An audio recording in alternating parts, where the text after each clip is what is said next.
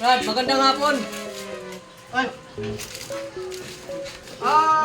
Sino ba yung may-ari nito, Brad? wala dito pa rin eh. Ha? February, kung ako yung katiwala lang. Meron ba kayong kukulang permission nito na galing sa,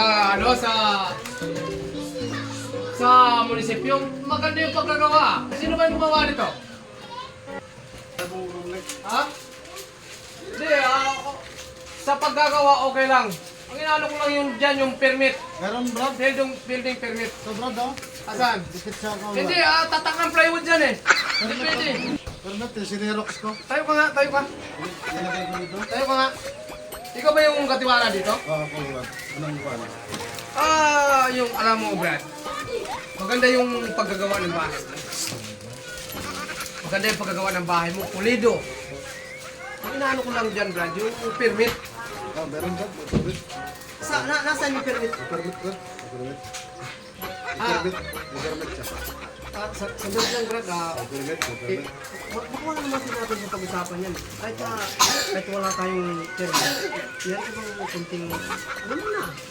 Ha? Para hindi na tayo maabot sa munisipyo. Ha? Dali mo na lang yung bakal mamaya. Bakit? Ano gagawin ko dyan sa bakal? Ano lang yung para pag-usapan natin. Ganun po ba? Sige. Para wala tayong usapan. Yung napakaganda talaga ng... Maganda talaga ng gumagawa nito. Pulido. Oo. Kasi lagi nakalibel talaga yan. Pero inaano ko dyan talaga, Brad, yung permit. Meron talaga, Brad. Permit.